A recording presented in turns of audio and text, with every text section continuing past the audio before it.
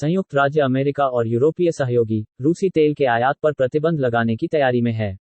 अमेरिकी विदेश मंत्री एंटनी ब्लिंकन ने रविवार को यह बयान दिया है। उन्होंने कहा कि अमेरिका और यूरोपीय सहयोगी रूसी तेल आयात पर प्रतिबंध लगाने को एक्सप्लोर कर रहे हैं और व्हाइट हाउस ने अपने स्वयं के प्रतिबंधों के साथ आगे बढ़ने के लिए प्रमुख कांग्रेस समितियों के साथ समन्वय किया है। रूस और यूक्रेन के बीच युद्ध अभी भी जारी है। यूक्रेन पर रूस के हमले का आज 12वां दिन है। इसी बीच देश के प्रधानमंत्री नरेंद्र मोदी आज यूक्रेन के राष्ट्रपति वोलोदिमीर जेलेंस्की से बातचीत करेंगे। खबरों के मुताबिक पीएम मोदी आज यूक्रेन के राष्ट्रपति से फोन पर बातचीत करेंगे। रूस और यूक्रेन का युद्ध 12वें दिन भी जारी है। रूसी सेना द्वारा यूक्रेन पर लगातार हमले किए जा रहे हैं, तो वहीं विदेशी कंपनियां भी रूस के खिलाफ एक्शन ले रही है। इसके अलावा युद्ध के 12वें दिन भी ऑपरेशन गंगा के तहत भारतीयों की घर वापसी भी जारी है।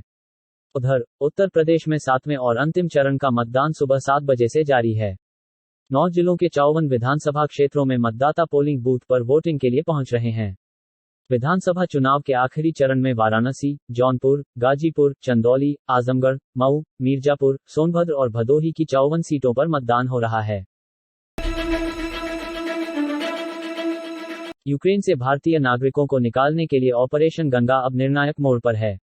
इस अभियान के संचालन के लिए हंगरी स्थित भारतीय दूतावास ने बुडापेस्ट में अपना कंट्रोल रूम स्थापित किया है। बता दें कि इसकी कमान भारतीय विदेश सेवा आईएफएस के 30 युवा अधिकारियों के हाथों में है।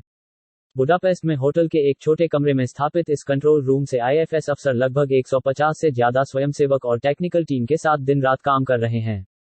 युवा अधिकारियों में कई ऐसे हैं जिन्हें दूसरे देशों में स्थित भारतीय दूतावासों से बुलाया गया है। रिहायशी इलाकों में बंदरों से हर कोई परेशान है। वहीं अब सुप्रीम कोर्ट और दिल्ली हाई कोर्ट भी बंदरों से खासा परेशान नजर आ रहा है। सुप्रीम कोर्ट ने न्यायाधीशों के बंगलों से बंदरों को भगाने के लिए निविदाएं मंगाई हैं।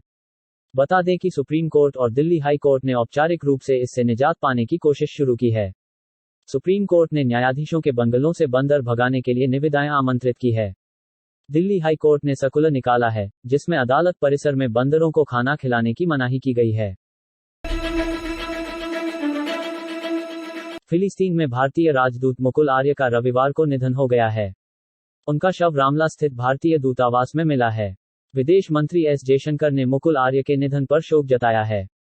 बता दें कि उन्होंने ट्वीट कर कहा, रामला में भारत के प्रतिनिधि श्री मुकुल आर्य के निधन के बारे में जानकर गहरा सदमा लगा। वो एक उज्ज्वल और प्रतिभाशाली अधिकारी थे। अभी उनके सामने बहुत कुछ था।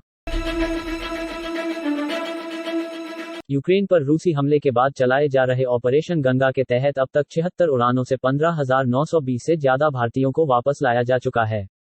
अब तक भारतीय वायुसेना के विमान भी 10 उड़ान भर चुके हैं और उन्होंने 26 टन राहत सामग्री पहुंचाई है। हंगरी स्थित भारतीय दूतावास ने बताया है कि भारतीयों को निकालने का अभियान अब खत्म होने वाला है, क्योंकि इस अभियान का अंतिम चरण शुरू हो रहा है।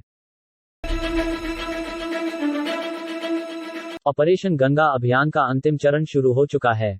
शनिवार को 11 उड़ानों से 2135 भारतीय वापस लाए गए थे।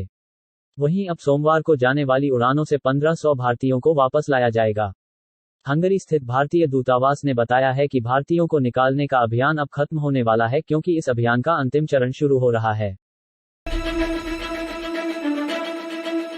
रूस और यूक्रेन के बीच 11वें दिन के बाद भी युद्ध जारी है। दोनों देशों के बीच स्थिति लगातार बिगड़ती ही जा रही है। हालांकि यूक्रेन के राष्ट्रपति ने रूस के खिलाफ कड़े प्रतिबंध लगाने की मांग की है। बता दें कि यूक्रेन के राष्ट्रपति ने अमेरिकी राष्ट्रपति जो बाइडेन से फोन पर बात कर रूस पर कड़े प्रतिबंध लगाने को कहा है। इससे पहले यूक्रेन ने रूस को हराने के लिए पश्चिम से और सैन्य सहयोग देने की मांग की है। हालांकि पुतिन ने पश्चिम को चेताया है कि यदि नो फ्लाइट जोन का निर्धारण नहीं हो पाया तो युद्ध और भीषण हो जाएगा। भारत के दवा प्राधिकार की एक विशेषज्ञ समिति ने वयस्कों में बूस्टर डोज के रूप में कोरोना रोधी टीके कोवोवैक्स के तीसरे चरण के क्लिनिकल परीक्षण करने की अनुमति देने की सिफारिश की है। भारत के औषधि महानियंत्रक ने 28 दिसंबर को वयस्कों में आपात स्थिति में सीमित उपयोग के लिए कोवोवैक्स को स्वीकृति दी थी। इसे अभी देश के टीकाकरण अभियान में शामिल नहीं किया गया है।